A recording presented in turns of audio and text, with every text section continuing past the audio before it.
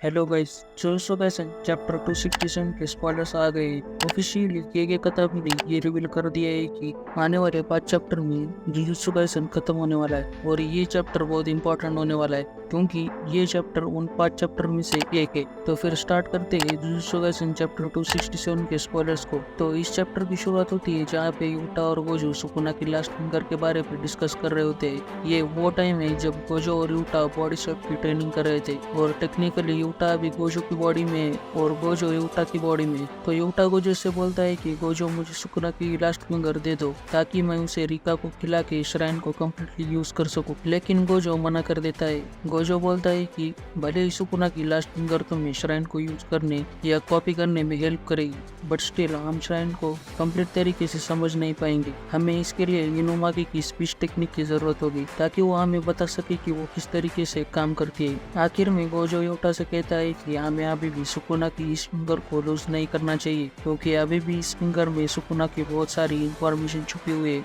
Utah इस बात को समझ नहीं पाता। गोजो यूटा से बोलता है कि जस्ट लाइक अ गैम्बल, अगर मैं हकारी की भाषा में कहूँ तो। फिर आगे हम देखते हैं कि जहाँ पे सारे लोग मीटिंग कर रहे होते हैं वहाँ पे यूटा ये बताता है कि डिपेंड करता है कि मैं किसकी कर्स टेक्निक को कॉपी कर रहा हूँ और अगर मैं किसी भी कर्स टेक्निक को कॉपी कर रहा हूँ तो मुझे उसकी बॉडी का कोई भी पार्ट को कंज्यूम करना पड़ेगा और वो डिपेंड करता है कि वो पार्ट कौन सा होगा। अगर वो पार्ट अच्छा होगा, उसकी टेक्निक से रिलेटेड होगा तो डेफिनेटली मैं उसको ज्यादा समय तक इनफैक्ट ज्यादा बार यूज कर पाऊँ। यूटा ये भी एक्सप्लेन करता है कि अगर रिका ने किसी बॉडी पार्ट को खा लिया और उस इंसान ने दोबारा रिवर्स कर्स टेक्निक से उस बॉडी पार्ट को रीजनरेट कर लिया तो मैं जो बॉडी पार्ट खाता हूँ और जिससे मैं उसकी कर्स टेक्निक को कॉपी कर रहा हूँ वो पूरी तरह से बेकार हो जाएगी। यूटा और बताता है कि इनुमाकी और हाना को मॉडर्न साइज से फिक्स किया है क्योंकि वो रिवर्स कर्स टेक्निक से भी अपने दोनों चीजों को वापस नहीं ला पा रहे थे। मैं यूटा से पूछती है कि क्या तुमने यूजी को ये बता दिया है कि जहाँ पे वो लड़ रहे हैं वहाँ पे टोडो भी आने वाला है।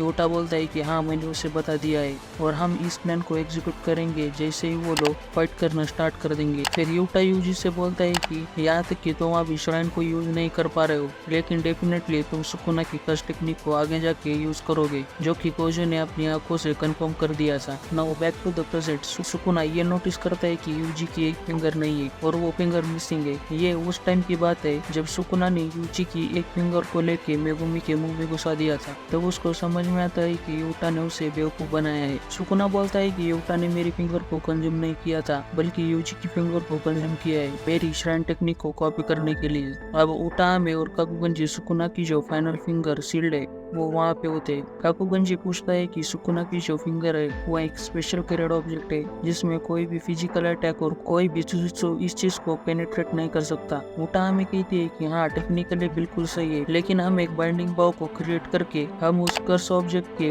पूरे एंटायर फोकस को हम उसकी सोलरली टेक्निक पर करेंगे तो हो सकता है कि हम सुकुना की लास्ट फिंगर को मिटा दे। लेकिन कहते हैं कि उसके लिए भी ये बहुत बड़ी चीज है और ये सिर्फ वन शॉट है और अभी भी वो सो रही है। और अगले ही सीन में हमें नोबारा को दिखाया जाता है और आगे नोबारा अपना रेजिनेंस यूज करती है सुकुना की फाइनल फिंगर पे और उसके अगले ही सीन में सुकुना की पूरी बॉडी पेन से झुलस जाती है। सुकुना समझ जाता है कि ये नोबारा की कर्स टेक्निक है। इनफैक्ट वो ये भी बोलता है कि ये औरत मेरे लिए बहुत बड़ी मुसीबत है। अब इसके अटैक से मैं अपना डोमेन तक भी यूज नहीं कर सकता। अब यूजी मेरे पे अटैक करने वाला है और यूजी जैसे कि इस चीज को देखता है उसकी आंखों में से आंसू आ जाते हैं क्योंकि वो ये जानता है कि नोबारा अभी भी जिंदा है और नोबारा ने मेरी बहुत बड़ी मदद की है। यूजी इस चांस को बिल्कुल भी मिस नहीं करता और अपने सोल डिसमेंटल से सुकुना पे अटैक कर देता है। सुकुना जैसे ही नीचे गिरता है यूजी सुकुना के मुंह पर पंचेस मारना स्टार्ट कर देता है लेकिन फिर भी सुकुना हार नहीं मानता। वो उसको पंच बैक करता है। फिर सुकुना कहता है कि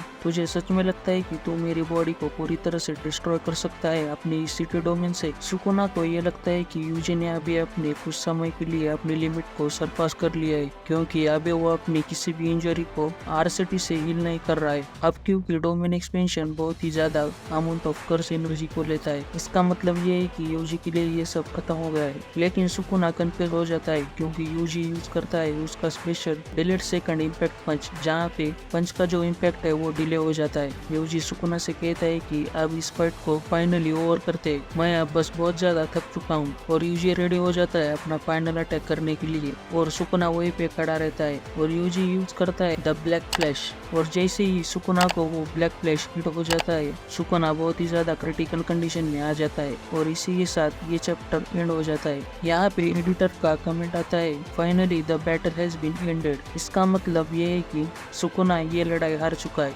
लेकिन टेक्निकली ये नहीं मालूम कि वो मर चुका है या नहीं। और अगले हफ्ते कोई भी ब्रेक नहीं होने वाला, जो कि अच्छी बात है। कंसीडर कि अब सिर्फ 4 ही चैप्टर बचे। आई होप कि आपको ये वीडियो पसंद आया हो। Thanks for watching. मिलते हैं अगली वीडियो। Bye bye.